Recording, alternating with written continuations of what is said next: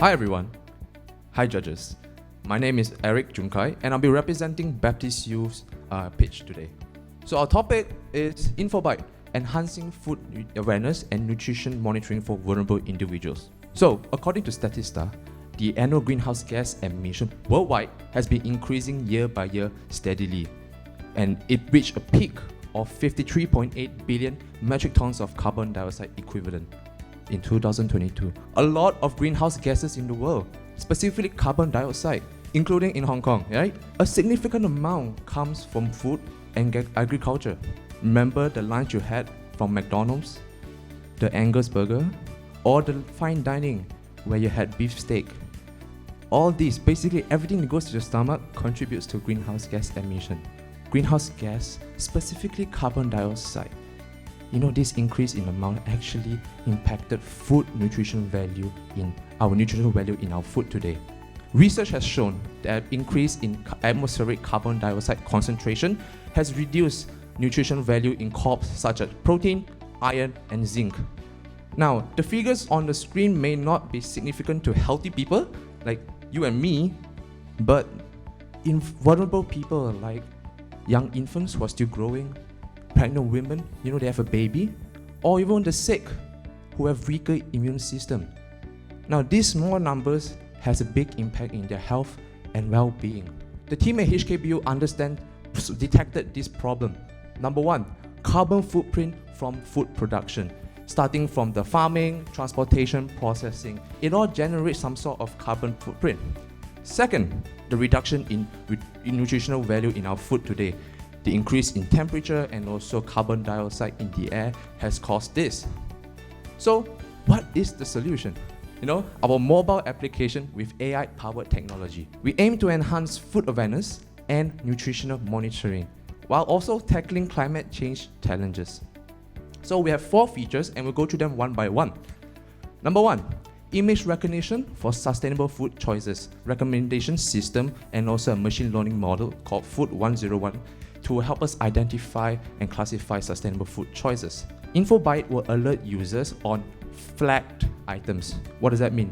These flagged food items may have adverse health risks on the user based on their health vulnerability profile. Smart food label analysis.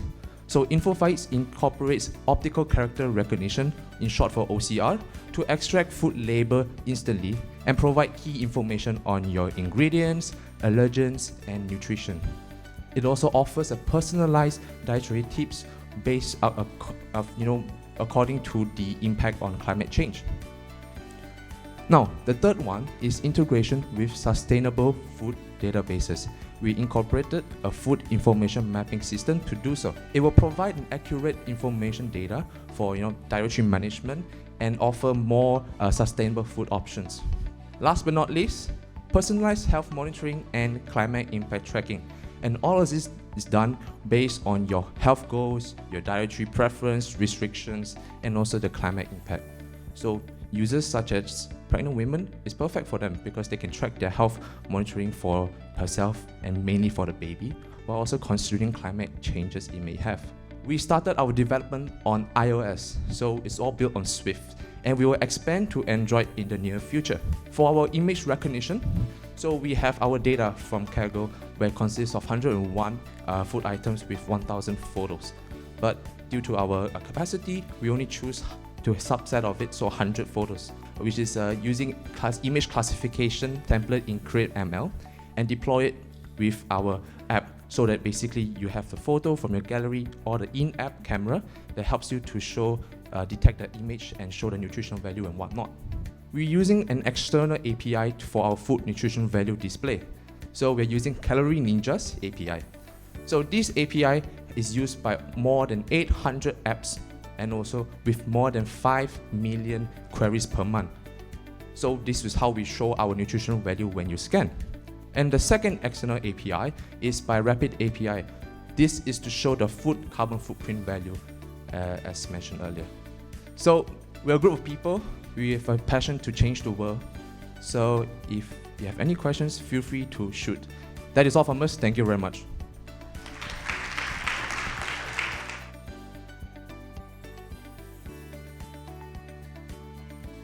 I just would like to know more how you calculate your carbon footprint, and somehow your carbon footprint is also related to nutrition. It means that related to the source of the food and how you handle the waste. And so, do you have any consideration on this area? So for right now, we are using third-party API that we have already provided. So here in the API, you are requesting, for example, 100 grams of dumpling, and it will give you the carbon footprint of the dumplings. Of course, there's a lot of things to be taken into account, like, for example, where you're getting ingredients for the dumpling, like the transportation, how many hours it transported, because it also will be contribute to the carbon dioxide emissions, right? But for right now, our model is very simple, and we are just relying on the reliability of this data.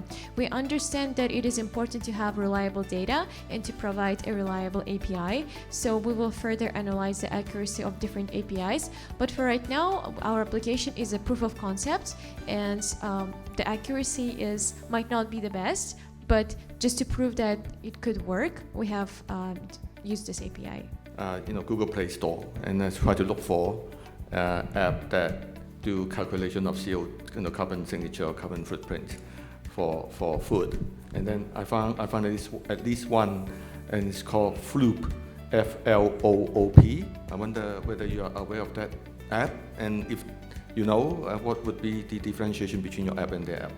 So right now, what we are doing is not just identifying the carbon footprint. That's our ultimate goal. But then users will not be just using our app just to calculate the footprint, right? So that's what we need to provide more features to them. So right now, the current feature that we have that distinguishes us from other users, other apps like that, is we also provide the nutrition data from the foods. So whenever you scan a food, right, you will not just get the carbon footprint, but you will also be getting the nutritional data from the food apps. And when user signs up, they will also be giving us the health data, such as we mentioned before, it's also for pregnant women and so on and so forth.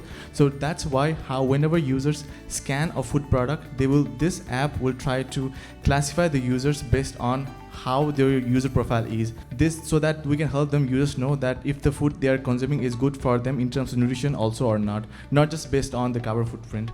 And also later in the future, we also plan to recommend the users about if they want to scan a product, if they feel like this particular food product will be contributing towards the carbon footprint, then we'll also be recommending them other food products that might be less contributing towards the carbon emissions. So that's also one differentiating feature that we have in our app. May I note the purpose of this app? There are three main aspects. One is for, say, food choice selection or venue selection. All right. Number two is for health. The third one is for environment. Which application, which preference are you going to gear your model towards?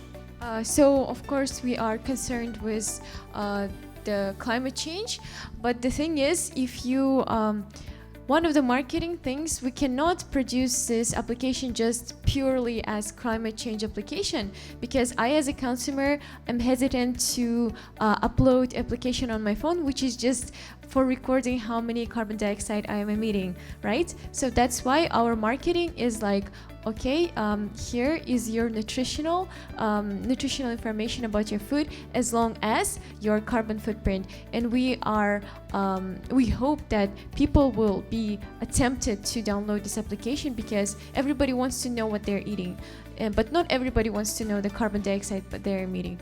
But we want to make the public more aware of their effects on the climate. And also for the dietary requirement, the recommendations, it's more to be able to provide people with options, because people are very busy, and when you go to a food store, you might not be able to have 2 hours to dedicate yourself on looking at the ingredients and looking at what like carbon dioxide you're emitting, and also looking at the recommendation. So as my teammate has said, we will first further introduce like recommendation system. We will gather the data like on food choices which are more sustainable, and we can recommend here's where you can buy this, and it will be a link and you can purchase this product from there, and it will be one of the selling points, revenue streams for our application. Thank you guys from the Baptist Youth.